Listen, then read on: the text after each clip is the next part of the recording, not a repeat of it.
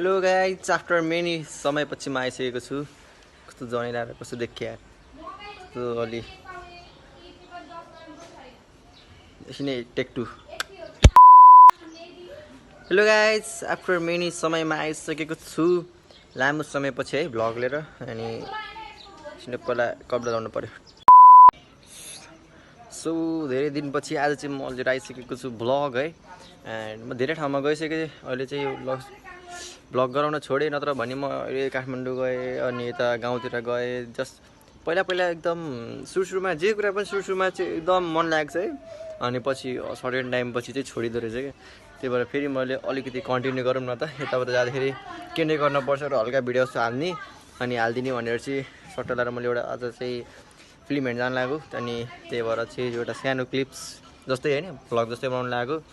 Vlog बनाएर हाल्छु होइन कस्तो हुन्छ कसी है त। अहिले नहेरे पनि भोलिपर्सि आफूलाई मेमोरी हुन्छ नि त, यस्तो त्यो थियो भने। त्यही भएर अनि let's go bye. You can see है हाम्रो घरमा चाहिँ यो भेडाको सिङ पनि छ क्या। यो मेरो रुम देखाइँदै यहाँ अहिले अलि मेस्सी छ। सो म पछि देखाउँछु है। बडी जिम हान्नुपर्छ क्या, जिम हान्नु चाहिँ स्वास्थ्यको लागि हेल्दी हुन्छ, तर I am not giving proper time to my body. यस्तो लास्ट गर्मी हुन्छ यार यहाँ माथि ट्रस्टको तल त्यहाँ थट। उहाँ म्याडमले लास्टै टाइम लाउनु भएको, नत्र त म अघि नै 5 घन्टा अगाडि रेडी भइसक्यो हो। This is my room. हामी चाहिँ जाँदैछौँ है रेडी भएर। यो कसम मायाको छ यो नवलपरासी अनि यो चितवन भन्ने ठाउँमा यति गर्मी हुन्छ नि, यति म यस्तो गोरो मान्छे कालो भइसक्यो क्या। यु कान्ट बिलिभ के म कति गोरो थिएँ भनेर। भाडा चेकिङ गरिलिएछ, अहिले पनि बिलबुक नल्याइलिएछ। मैले अहिले बिलबुक ल्याएको छैन, अहिले मलाई समात्यो भने त्यो काटिदिन्छ। सो हाम्रो चाहिँ अब फिल्म हेर्न जाने बेला भइसकेको छ, 7:30 भयो अनि 8 बजेको फिल्म छ। हामी एज अलवेज आज पनि लेट हुन्छ होला, तर आज भइन होला। अरू दिन त जस्तै 4 बजेको फिल्म छ, 4:30 बजे पुगिन्छ होइन त। कुन तल बजे हुनुहुन्छ उहाँ, यस्तै हुन्छ। आज अलि छिटो पुगिन्छ जस्तो लाग्यो। ल टक्क लाएर ल अब बाटोमा हल्का फुल्का भिडियो हेर्नुहोस्, त्यसपछि ब्लग सकिन्छ। चप्पल लौ कि चप्पल लौ, तिमी त केटी चप्पल लानुहुन्छ।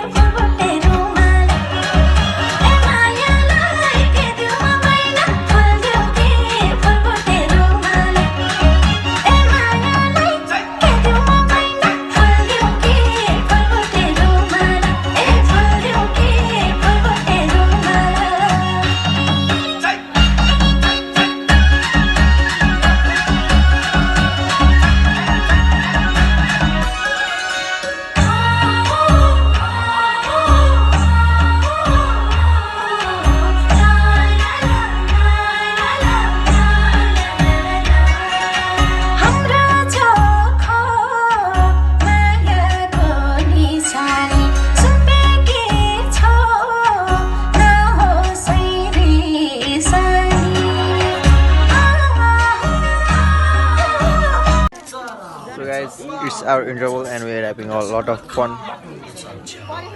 Hi bana. यस्तो लाग्यो यता यस्तो लाग्यो। हाई भन न, हाई भन। We are having a lot of fun. के फन त के भन्ने जस राम्रै हो। नाइस, त्यस्तो नराम्रो छैन।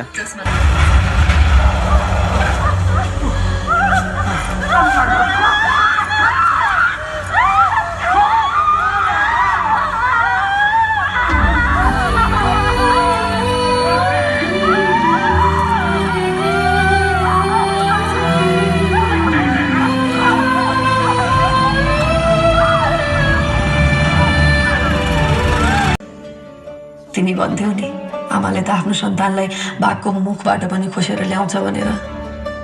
तिमीले दिएको त्यही आँटले मैले हाम्री छोरीलाई राक्षसको मुखबाट निकालेर ल्याएँ।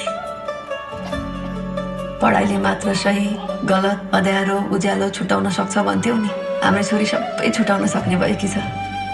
हाम्री छोरीले त एसएलसीमा जिल्ला टप गरी नि। हाम्रो छोरीमा हाम्रो फिल्म चाहिँ सकिसकेको छ बाई गर्दै हाम्रो फिल्म सकिसकेको छ र हाम्रो अब त्यही हो सबजना गइसक्यो हामी पनि जान्छौँ अब by by by by by Buddha देख्छ अलि कस्तो बोरिङ बोरिङ टाइपको भयो ब्लग पनि आएको ब्लग चाहिँ यस्तो खतरा लिएर आउँछु म भाइ तथास्तु